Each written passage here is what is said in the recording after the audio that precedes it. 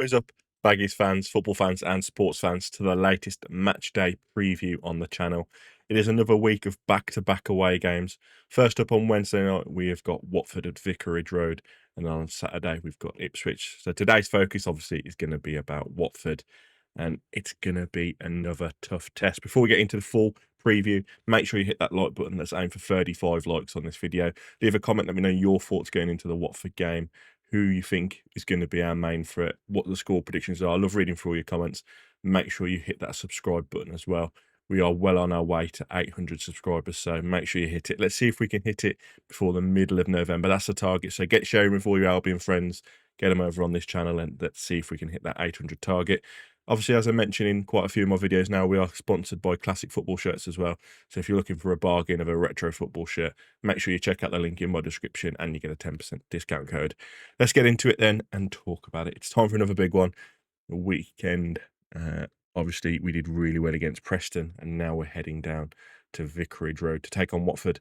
And let's be honest, this fixture has been nothing short of cursed for us. And I know I'll keep mentioning cursed fixtures, Derby, other stuff like that. When you look at Vicarage Road and our results, we haven't won at Watford since 2007. That's 18 years ago. To put that into perspective, Tony Mowbray was in his first stint. Kevin Phillips, Ishmael Miller, and Martin Albrechtsen were all scoring goals for us. And Albion was still bouncing between the Premier and the Championship like it was our day job. So, that is just ridiculous when you think about it. Surely that run has to come to an end at some point. Every curse comes to an end eventually, right? And this could be the moment to fully do it. Now, Watford this season, they're just one of those clubs that never seem to sit still. It's like they've got the revolving door for managers. 1 minute someone's in, the next minute they're gone. Javi Gracia is back for his second stint in charge, which is mad when you think about it. You can't help but wonder, how long does he actually last this time? Because Watford owners are known for their short patience. They change managers like most of us change socks. And that's the thing. Why would you go back for another stint after you know how they treated you the first time round? For me, it's just crazy, unless he's just looking for a payoff. And Watford fans, I might be wrong here, but why would you go back? What's going on, Watford? Why do you keep, sacking and hiring, sacking and hiring, sacking and hiring? It's just, you can't build any form of stability doing it that way. And, it's a shame to see, after you had a really good stint in the Premier League, to be fair, and obviously now you're in the Championship with ourselves and looking to get back up into the Prem. To be fair to Watford, though, they are normally quite organised, and you can see what he's trying to do. They're compact, they press in moments, and they don't concede too many goals. That's been a pattern this season. Before this manager come in, they haven't conceded that many goals. But now, again, looking back at their last couple of fixtures, it's been 1-0s, 2-1s. It's just been so tight for them. And again, Watford haven't been blowing teams away, but neither have we really. We're quite stubborn and difficult to break down. So it's going to be two sides basically being stubborn for 90 minutes of football, which doesn't sound like an interesting game, but I do think it'll be slightly interesting. It's going to be tight, it's going to be cagey. We all know it will be. There's a type where one moment of quality, one defensive lapse, or one set piece decides it. And obviously, Preston, we had 2 moments of magic. Can we get some more magic? Can we get MJ dancing down the wing again? Price scoring absolute rockets? Who knows? Let's hope we can. And that's where we've got to get better, because if we go there and start slow, like we did in our last visit to London, we'll be in for a long afternoon. We can't afford to take 25 minutes just to get going. We need to go there with intensity, press high, get stuck in early. Show Watford we're not just there to make up the numbers. We're there to take the 3 points and end that 18-year curse. And it happened against Preston. As soon as the kickoff, we were in, and we nearly scored within like the first 30 seconds of the game. That's what we want to see. We want to see on the front foot from the first whistle, put their fans on the back, That is the biggest thing when you go to an away ground. Put the home side on your side. Make them get nervous and edgy and, almost booing the players. Get them on your side, because it can make such a difference, especially in places like Vicarage Road. I want us to see us play with a bit of aggression, not recklessness, but assertive. Win those 50-50s, the second balls, make the crowd quiet and start dictating that tempo. When Albion play with that early tempo, we get bodies forward quick, link plays between midfield and attack. We look a completely different animal when we do that sort of thing.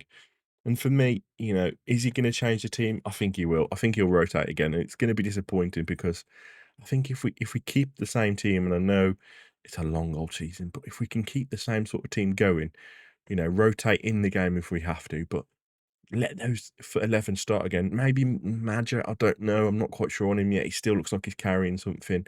But maybe start that 11 and just let him go again. Because Illing Jr., Johnston, Price, they are fantastic in behind a striker. And they really are, the cornerstones for us. Moa and Collier in midfield. I'll come on to Collier in a bit. But those two together were fantastic. Maybe give Gilchrist a chance at right back. Because their wingers are going to be quick and running at Campbell and Styles. So, yeah, it's tough. But here's the good news.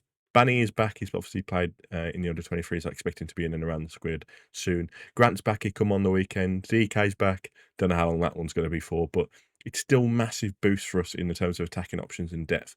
Dike in particular gives us something completely different up front. If he can stay fit, he's such an animal when he plays. He's such a physical presence up top. Defenders hate dealing with us. When he had that run of stint of games where he wasn't injured and he was scoring for fun for us, we really thought we had a player, and then he got injured again, and it's like such a it's horrible because you want him to do well, but it's so disappointing when he gets injured because we know there was a player there.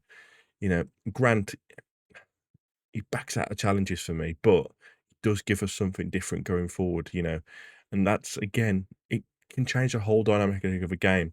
Bany, we haven't seen too much of him, since he's been here with injuries and whatnot going on. But I do think, again, he'll be another sort of player that can press, win the ball, and feed passes in. The little stints we've seen of him, he's looked pretty good. So let's hope, we can keep these players fit. So now's the question, how do we line up? If we go to Vicarage Road, we've got to set with a bit of balance. Watford like to hit on the counter, so we can't go all guns blazing and leave the back door open. I like how we played with Illian Jr. almost out of possession. We dropped into a 5-back with Illian Jr. playing wing-back. He looked really good, and then in possession, he went flying forward, and we looked fantastic. So maybe stick with that. Maybe out of possession, we drop into a 5-back, play that low defensive block, stop them trying to knock the balls over the top, soak up the pressure, and then go forward. And that's probably what I can see us doing again.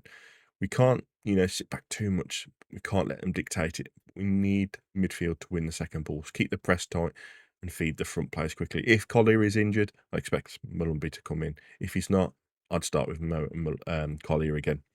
I'd love to see us start with real attacking intent. Maybe a front three with some pace and power, as I said. Johnston, Price, Illian Jr. That's got to be the front three. And then whoever's in front of him. Heggybo does really well at linking up play and bringing others into play. Madja, is he going to stay fit? Does he look like he's going to be running for more than 10 minutes? Who knows? Both are completely different players. Madjo will guarantee you goals because he's got that natural instinct. Heggybo just so well off the ball, bringing everybody else into it. And the two of them are completely different options. And it's nice to see that we can go into games differently. Yeah. The last thing we want to do is fall into their rhythm, get dragged into a slow, bitty kind of game where nothing really happens until the 70th minute. We've done that and it never ends well. Got to be sharp in both boxes. Against Preston, we create chances, but our finishing could have been better. And defensively, we had a few shaky moments, almost, passing the football for them to score. And Watford will punish that. They might not score a ton, but if you give them one or two clear chances that we did give Preston, they've got enough quality to take advantage. Mentally, though, I think this could be the turning point. Ending the 18-year drought at Watford would send a massive message. It showed this Albion side can handle the tricky away days, like we've done already with Stoke, Wrexham. We've done it. We know what sort of team can turn up when we play away. And that's the resilience about us. We've got to get in there, get that result, and get out of there. Let's not underestimate what a win could do here for confidence. You go into the next one of games with a bit of swagger. Back-to-back wins. You go into the Ipswich game thinking, right, okay, we can do this one as well. I know they've got some quality players, but you start getting a couple of wins together and you start believing, those little hoodoos, those away day curses don't define you anymore. For Watford, it's also a bit of a big game. They're in kind of a weird spot. Not really pushing for anything, not exactly in, towards the bottom half of the table, but they're desperately looking for some consistency. The fans will be expecting something at home, so they'll come out looking to impose themselves early. It could actually work in our favour if we can ride out, the storm a little bit when it starts to come and frustrate them and then catch them. I think that's when we can start growing into the game and really fancy us to nick it. But here's the thing, I genuinely think we've got more quality across the pitch. We've got more structure, more balance, and more players who can make a difference. It's just about putting it all together away from home. Don't expect a goals fest, far from it. Watford don't leak many, and we've tightened up ourselves in recent weeks. So I'm going for a 1-0 Albion win, hard-fought, gritty performance, maybe a set-piece goal, maybe a scrappy one that bounces around the box. I don't care how it comes. Just give us that 1-0. Let's get out of there and, reset for Saturday against Ipswich. 18 years since our last win there. It's time to flip the script. Let's go to Vicarage Road, do the dirty work, stay switched on, and bring in those points back to the Hawthorns. So, yeah, tight game, physical battle, maybe not a classic, but a massive chance for us to pick up another 3 points and push on in the league. Watford will be organised, but if we show intensity, we can get the job done. Albion fans, let me know your predictions down below. Do you think we'll finally end that run at Watford? Who do you want to see starting up front? Who's your pick for first goal scorer? I'm going 1-0 Albion. Tough game, but I think we'll edge it. Let me know in the comments and don't forget to subscribe. Bye-bye, guys.